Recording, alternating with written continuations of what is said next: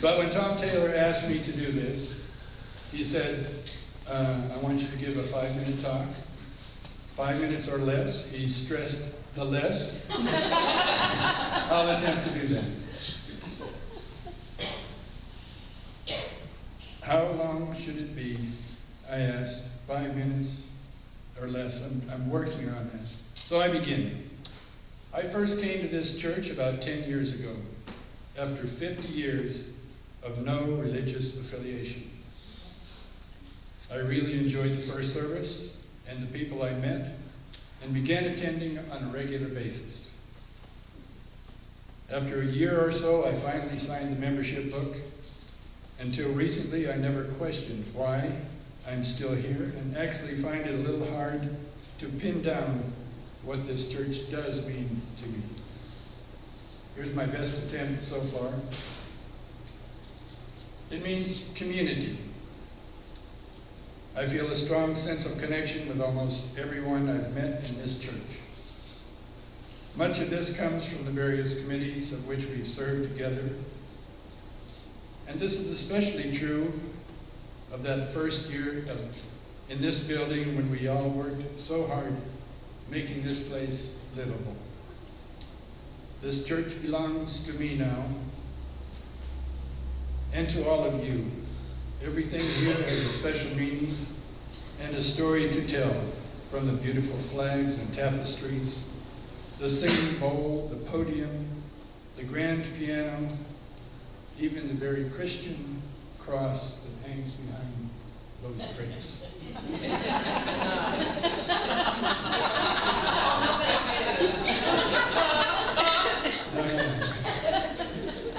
But it also means the people. Many of you share my own beliefs and values. A focus on this life, not on the afterlife. Equal rights for all people. Concern for the planet. Taking care of others. And if you don't share my beliefs, at least you respect them as I respect yours. I especially appreciate the openness with which we accept each other's condition in life. Rich or poor, liberal or conservative, gay or straight, male or female, young or old. We are all just people. It also means spirituality to me. By this I mean a connectedness to others and to the world.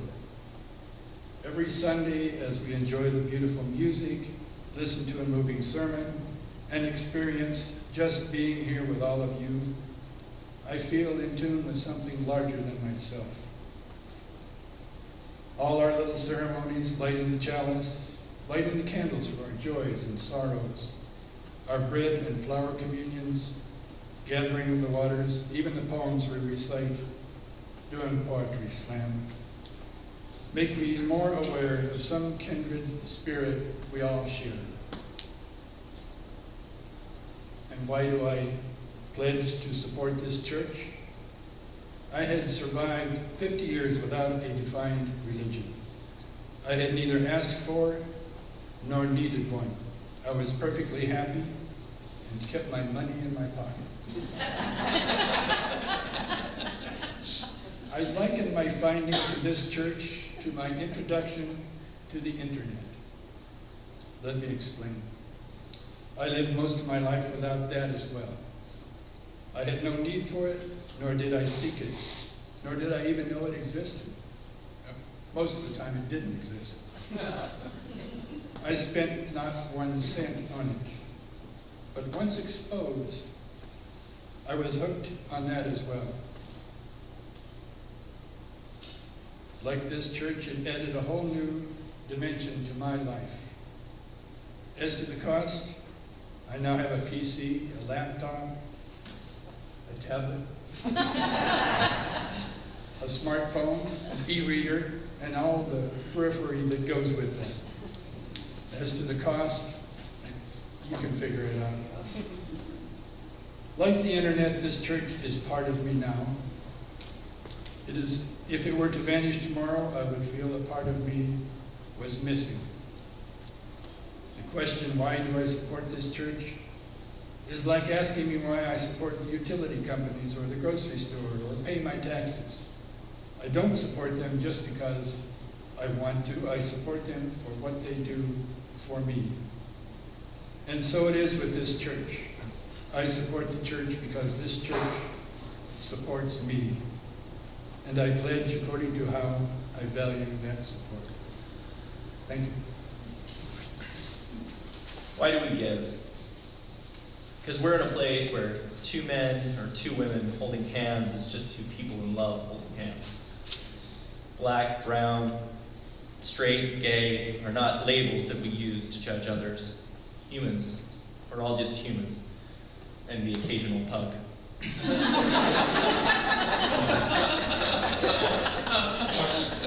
We're in a place where the content of character is the focus. Why do we give? Because we're in a place where thinking differently than the person sitting next to you is celebrated. A place where the one of these things is not like the other, is cool, not weird. Why do we give? Because girls should not be pulled from the pulpit, the offering basket, meaningful ritual, the CEO's office, or the Oval Office. Because men can be feminists too. Why do we give? Because the energy of action tells me that it is more important to worry about whether someone has a roof over their head, a driveway shoveled, a shoulder to cry on, than if I'm pre-qualified for a loan on a mysterious mansion in heaven. It is more important to be a good Samaritan than a prophet. Why do we give? Because ripples from rocks dropped into water have helped remove anger and leave more space in our hearts for forgiveness and love. Why do we give? Because the admission of imperfection will have a much more positive effect on our lives than the appearance of perfection. And when imperfect people gather together to change a community and the world, incredible things can happen. Why do we give? Because we can find meaning in spirituality and religious texts, but also find it in quantum mechanics, looking at the stars or studying nature.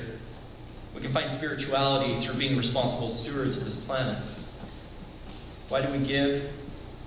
Because we're not spoon-fed. Because the fifth principle of Unitarian Universalism reminds me that letting my conscience be my guide works, even if it was once the advice of a cricket named Jiminy. Why do we give?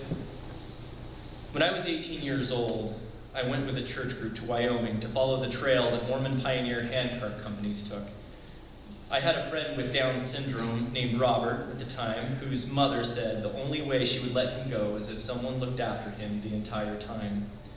I volunteered. It didn't take long to realize, didn't take long on the trail to realize that Robert had a hard time walking long distances. But I had made a promise to my friend and his mother. So during those 3 days, I carried Robert. It was about 5'4" or so. Carried him on my back. By the second day, my legs and back ached, and I couldn't straighten them.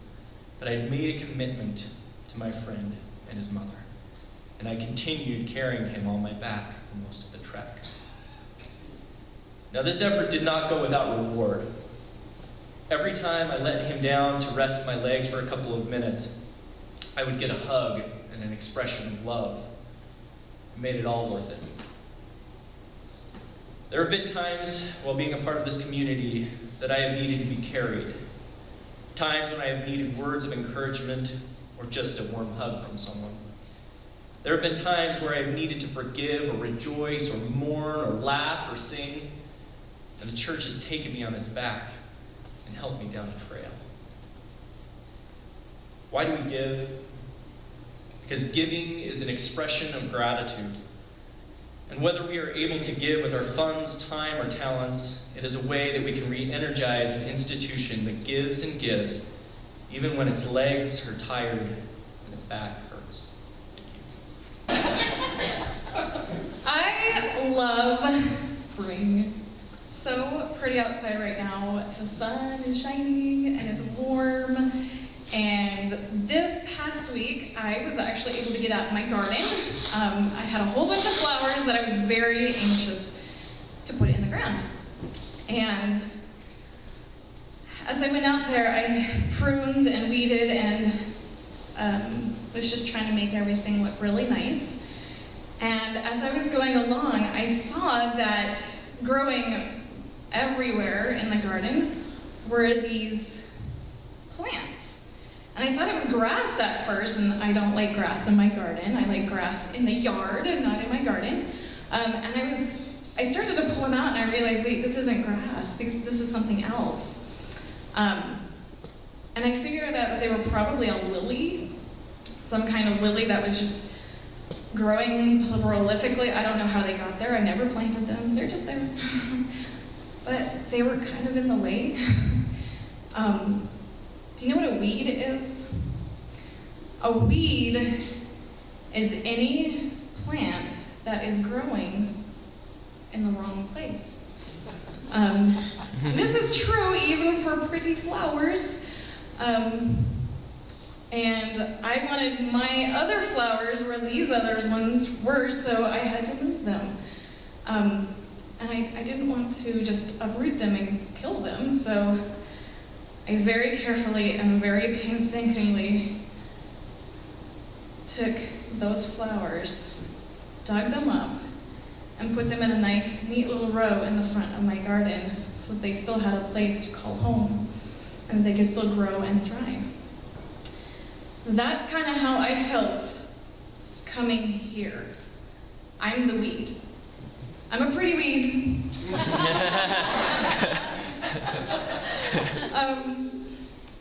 I was in a place where I felt I was growing and thriving, but it wasn't quite the right place for me after a while, and then I came here, and it was like finding a new home, finding peace, finding a new community and new life, and finding a spirit that I didn't know I could actually have. I learned things and grew things here that I was actually told wasn't even allowed when I was growing up. And now I'm here and I'm told, yes, this is the way to live. To be close to each other and to lift each other up. Now there's something else I observed over the course of the next few days in my garden. Many of the flowers grew in different sizes. Some were bigger and some were smaller. The bigger ones, they had good, strong bulbs, tall, strong leaves, and I carefully dug them up and I put them in their own little spot. But some of them were just really, really tiny, very delicate flowers. If I went too fast or I was too rough with them, they just broke. So I had to be really careful. And those, I would take a whole clump of them and carefully, I would take the whole clump and plant the whole thing in another spot. But here's what happened. Sadly, the larger ones that I dug up by themselves and replanted wilted and died. It was really sad. But the clumps of them, all those tiny, delicate little ones, those are the ones that are thriving. They're together. I don't know what it is about them that they are stronger than the ones that seem to be big and strong, but I guess when you do things by yourself, you get a little weak. And hopefully next year, they'll pop right back up again. It may just take them a little bit of time to get used to their new home. But in the meanwhile, I'm happy to see so many of my tiny little ones just really hanging in there and showing strength. And that's how I feel coming here. If we try and do things on our own, we become weak, and sometimes it doesn't work out the way we had hoped. But when we really come together, when we stick together, we are stronger and we will thrive. And that's why I pledge my finances to being here. I really, truly believe in this church and in this community. And in the very short time that I've been here, I have met the most amazing people. And I could sit here and name them all, but it would take forever, and my time is already up. So, I'm just so happy to be a part of this community, and I hope that you all are too.